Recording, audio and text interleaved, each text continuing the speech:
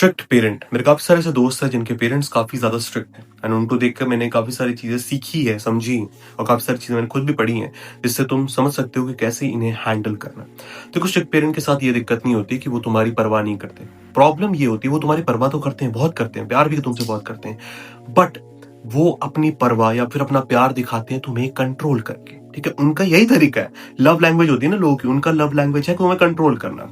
और जब आप कोशिश करते हो ना उन्हें समझाने की, तो आप ऑनेस्टली एक गलत गेम खेल रहे हो। आप नहीं समझा सकते उन्हें। क्यों नहीं समझा सकते? आगे समझते हैं। देखो, रियलिटी है कि अगर किसी के माँ बाप काफी स्ट्रिक्ट होते हैं ना, तो वो लॉजिक के ऊपर उतना ऑपरेट नहीं करते। लॉजिक काइंड ऑफ उनको बस एविडेंस के तौर पे चाहिए होता है, लेकिन वो सबसे ज्यादा जिस चीज के ऊपर काम करते हैं वो है डर।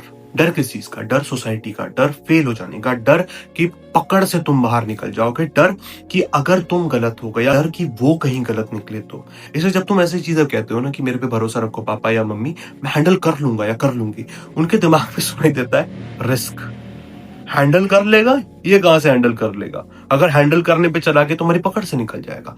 एक रिस्क आ रहा होता है। और इस चीज के लिए एक प्रैक्टिकल तरीका ये जो मैंने अपने फ्रेंड से सीखा था कि फ्रीडम वाली लैंग्वेज इस्तेमाल नहीं करनी। मतलब आजादी से रिलेटेड शब्दों का इस्तेमाल मत करो, शब्दों का इस्तेमाल करो सेफ्टी रिलेटेड। मतलब बता दो, एग्जांपल देता हूँ। अगर तुम उनको जाके कह रहे हो ना कि मुझे आजादी चाहिए, मैं उड़ना चाहता हूँ, दौड़ना चाहता हूँ, मतलब कह सकते हो कि तुम ऐसे शब्दों का इस्तेमाल करो जो दिखा रहा है कि तुम बाहर निकलना चाहते हो, है ना, किसी और शहर, किसी और देश में पढ़ना चाहना चाहते हो और तुम्हें पता है बहुत स्ट्रिक्ट है, तुम्हें जाने नहीं देंगे। इसकी जगह तुम ये इस्तेमाल कर सकते हो कि ये चीज करने से मेरा फ्यूचर और ज्यादा सिक्योर रहेगा। क्या कर रहे हो तुम? तुमने जो फ्रीडम से रिलेटेड लैंग्वेज थी उसको उठा के एक सेफ्टी रिलेटेड लैंग्वेज डाला। देखो, वो लोग ऑलरेडी डरते हैं, मैं उन्हें डरपोक नहीं कह रहा हूँ, बट उन्हें एक डर है। ठीक है, हम उन्हें बैठ के चेंज नहीं करने वाले, हम उनको समझने वाले हैं ना। तो उनको डर है, तो हम उनका डर को सेफ्टी ले आते हैं। उनको जैसी स्टेबिलिटी दिखेगी उनको सेफ्टी दिखेगी, है ना, तो शायद से वो तुम्हारी बात मान जाए। दूसरा कि अगर तुम भावनात्मक रूप में उनसे जाके बातें करोगे या इमोशनली जाके बातें करोगे तो वो वेस्ट ऑफ टाइम है।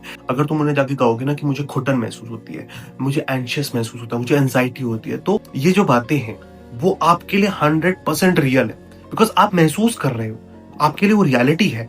बट एक चीज बताता हूँ, they don't give a flying fuck about it. ऐसे नहीं है कि वो तुम्हें केयर नहीं करते, बट उनके लिए वो सारी चीजें इररेलेवेंट है। ठीक है, उन्होंने खुद के इमोशंस को कभी नहीं समझा, वो तुम्हारी इमोशंस नहीं समझ सकते। तुम ये नोटिस करना, जब भी कोई इंसान होगा जो अपनी इमोशंस को ढंग से समझ सकता है, देन ओनली वो दूसरे इंसान की इमोशंस को समझ पाएगा। इस केस में जो स्ट्रिक्ट पेरेंट रहते हैं वो अपनी इमोशंस को ढंग से रेगुलेट नहीं कर पाते, इसलिए वो तुम्हारे को भी नहीं कर पाएंगे। वो तुम्हें इमोशनली कोई एडवाइस नहीं दे पाएगा। तुम उनके सामने जब कहोगे ना कि मुझे एंजाइटी महसूस हो रही है, तो बोलेंगे हाँ तो पढ़ाई पे ध्यान दो ना, काम वगैरह करो, सुबह उठो। नो सोल्यूशन, जस्ट इररिलेवेंट चीज। इस चीज को ठीक कैसे करना है, इसलिए इमोशनल लैंग्वेज इस्तेमाल नहीं करना। पहले हम फ्रीडम वाली लैंग्वेज यूज नहीं करते, अब हम इमोशनल लैंग्वेज इस्तेमाल नहीं करेंगे। उसकी जगह हम इस्तेमाल करेंगे आउटकम वाली लैंग्वेज। मतलब तुम ये मत बोलो कि आपका ऐसा कहने से मुझे बुरा लगा, ठीक है, या फिर मुझे सैड महसूस हो रहा है। नहीं नहीं नहीं, फीलिंग्स नहीं लाना, इमोशन नहीं लाना। रियल है, तुम्हारे साथ है, उनके सामने किसी काम के नहीं है, तो उन्हें नहीं बताना। हम उसको चेंज करेंगे आउटकम वाले में। आपके ऐसे बिहेवियर से मेरे ऊपर प्रेशर पड़ता है और मेरी परफॉर्मेंस खराब हो रही है। क्या करा? इमोशंस थे, मुझे बुरा लग रहा है, हटा के आपकी ऐसी हरकत से मेरे ऊपर प्रेशर पड़ रहा है और मेरा परफॉर्मेंस खराब हो रहा है। मैं पेरेंट्स को मैनिपुलेट करने को नहीं कह रहा हूं, मैं बस तुम्हें एक वे आउट दिखा रहा हूं। ठीक है, ये मैंने अपने दोस्तों से ही सीखा है और मैंने कुछ कुछ चीजें पढ़ी है, वहीं से मैं समझ रहा हूँ। मतलब ये कह सकते हो मेरे खुद के एक्सपीरियंसेस से है। ठीक है, खुद की अंडरस्टैंडिंग से। मैं कोई साइकोलॉजिस्ट नहीं हूं कि मैं तुम्हें बता दूं कि क्या वे आउट है। मैं बस अपने एक्सपीरियंसेस से चीजें बता रहा हूँ। ठीक है, एक साइकोलॉजी का स्टूडेंट हूँ। हम इसलिए हम परफॉर्मेंस का इस्तेमाल कर रहे हैं बिकॉज उनके लिए परफॉर्मेंस ही करेंसी है। उनके दिमाग में चलता है गलती से तुम फेल ना हो जाओ, गलती से तुम कोई छोटा आदमी ना बन जाओ, तुम बहुत बड़ा आदमी बनो। वो चाहते दिल से वही है कि तुम बहुत बड़ा आदमी बनो, उसके लिए तुम बहुत सारी एफर्ट करो, है ना, बट वो चाहते हैं कि तुम उनके कंट्रोल में भी रहो। उनके लिए परफॉर्मेंस उनकी करेंसी है, तो तुम उसी में बात करो, है ना। उन्हें पसंद है परफॉर्मेंस, उस वही देंगे हम। ठीक है। तीसरा कि अगर तुम डायरेक्टली जाके विद्रोह करोगे ना, तो वो सिचुएशन को और ज्यादा खराब कर देगा। होता क्या है कि अगर तुम्हारे पेरेंट्स ऑलरेडी काफी स्ट्रिक्ट हैं, अगर तुमने जाके विद्रोह करा या फिर उनके अगेंस्ट हो गए, तो उनका जो वर्स्ट फियर है वो कंफर्म हो जाएगा। उनको सबसे ज्यादा डर उसी चीज से लगता था कि कहीं तुम उनके कंट्रोल से भागने की कोशिश ना करो या फिर तुम विद्रोह ना करो। अब वही चीज कंफर्म हो रही है, तो उनके मुंह से निकलता है, देखा मैंने कहा था कि अगर इसको हमने थोड़ी सी ढील दी ना तो पकड़ से छूट जाएगा, ये बिगड़ जाएगा। इसको वहां पे पढ़ने जाने दिया, ये बिगड़ गई, अब बिगड़ गया, है ना। क्यों ऐसी बातें आ रही होती है? बिकॉज उनका वो डर होता है। इस कारण से वो अपने जो रूल्स थे उनको और ज्यादा डालने लग जाएंगे, तुम्हें और ज्यादा मॉनिटर करेंगे और ज्यादा भावनात्मक रूप से एक दूरी बनाने लग जाएंगे। पहले तो तुम्हारी इमोशंस को समझते भी नहीं थे, कम से कम सुन तो लेते थे, अब सुनना भी बंद कर देंगे। इसलिए यहाँ पे एक चीज काम कर सकती है कि तुम विद्रोह मत करो, ठीक है। मैं ये नहीं कह रहा हूं कि हटा दो विद्रोह करना, नहीं। तुम रिवेलियस होने की जगह तुम एविडेंस दिखाओ धीरे धीरे करके। मतलब क्या है, देखो ये काफी इंपॉर्टेंट है। छोटी छोटी रिस्पॉन्सिबिलिटी लो। अगर तुम मान लो तुम्हारे घर में तुम्हारे पिता या फिर तुम्हारी माता जो भी है वो दूध लेकर आती थी, एग्जाम्पल दे रहा हूं मैं, ठीक है, जरूरी नहीं कि हर जगह दूध का एग्जाम्पल हो, पर दूध लेकर आते थे, तुम जाना स्टार्ट करो। अगर कोई छोटा मोटा काम था वो कर रहे थे, तुम करना स्टार्ट करो। छोटी छोटी रिस्पॉन्सिबिलिटी तो अपनी खुद की लाइफ की रिस्पॉन्सिबिलिटी, अपने कपड़े खुद धो, है ना। क्यों इंपॉर्टेंट है? सुबह उठते अपना बेड बनाओ, ये क्यों इंपॉर्टेंट है? छोटी छोटी आदत उन्हें सब दिखता है, उन्हें ये भी दिखता है तुम कौन सी रिस्पॉन्सिबिलिटी ले रहे हो। दूसरा कि कंसिस्टेंटली हैंडल करो। अगर तुमने कहा है कि ये रिस्पॉन्सिबिलिटी लेने का, कंसिस्टेंटली उसमें काम करो। एग्जांपल देता हूँ, घर की रिस्पॉन्सिबिलिटी लो, तुम्हें गाना गाने का मन है, तुम्हारे पापा चाहते हैं कि तुम डॉक्टर बनो, बट तुम डॉक्टर नहीं बनना चाहते, तुम सिंगर बनना चाहते हो। तुम्हें पता है तुम पढ़ाई में अच्छा नहीं कर सकते, तुम उस चीज के लिए बने नहीं हो, लेकिन तुम गाने में ऑलरेडी अच्छे हो, तो कंसिस्टेंटली गाना गाते रहो, रिकॉर्ड करो, पोस्ट करो, इवेंट्स करते हो, इवेंट्स में परफॉर्म करते रहो, एविडेंसेस लाके उनके मुंह पे मारो, उसमें में मत मार देना, बट एविडेंसेस दिखाओ कि पापा या मम्मी मैंने देखो गाना गाता हूं, मैंने ये करा, देखो मेरे को यहाँ पे अवार्ड मिला है, देखो मैंने यहाँ पे परफॉर्म करा, देखो कितने सारे लोग तारीफें कर रहे हैं, ये है वो है, ठीक है। कंसिस्टेंटली दिखाना है, कंसिस्टेंटली अपने आप को हैंडल करना है, ठीक है।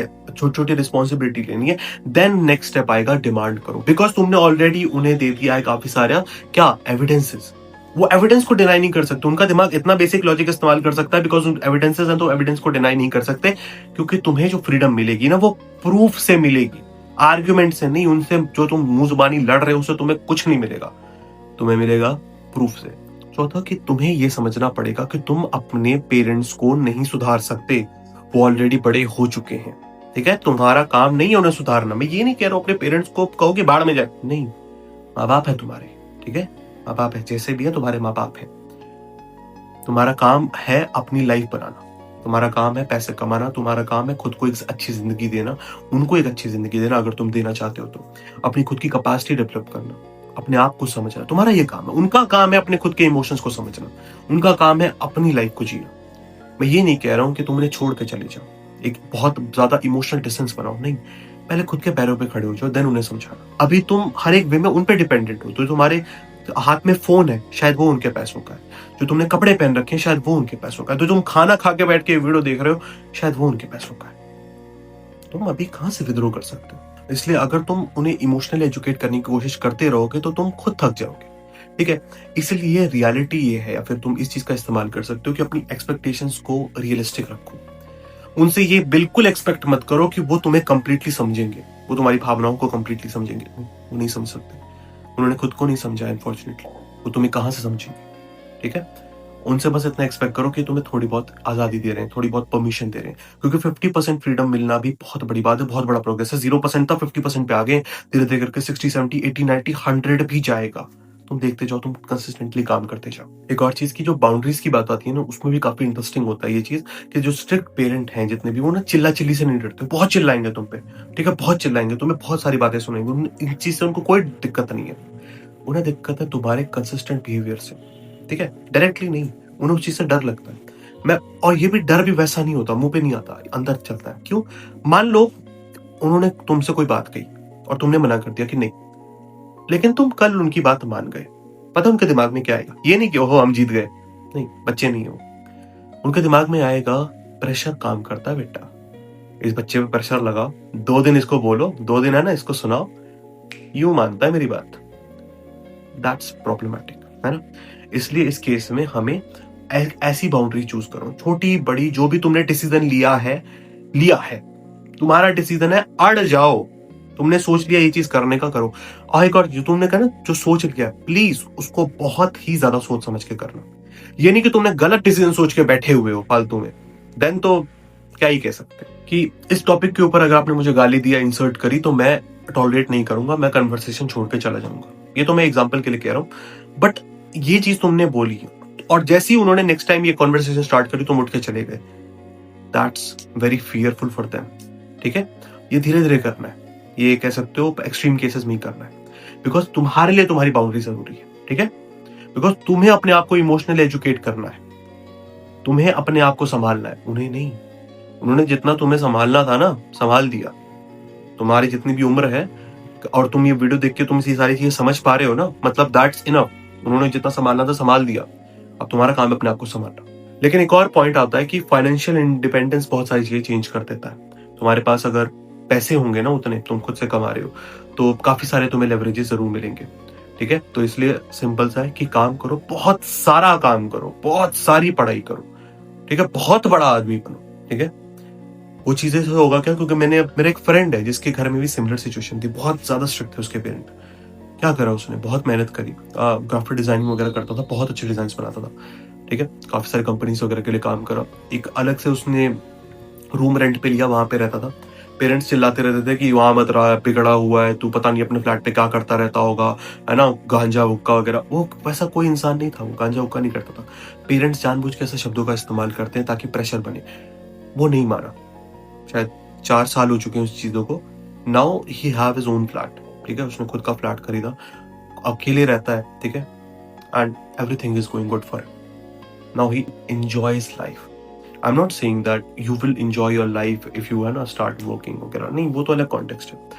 But you have to get hold on to something that you do, है ना, वो ज्यादा इंपॉर्टेंट है। इसके अलावा अगर तुम्हें और कोई तरीके पता है जिससे एक इंसान स्ट्रिक्ट पेरेंट को हैंडल कर सकता है, तो कमेंट में जरूर बताना। मैं मिलता हूँ किसी और दिन, तब तक के लिए बाय बाय।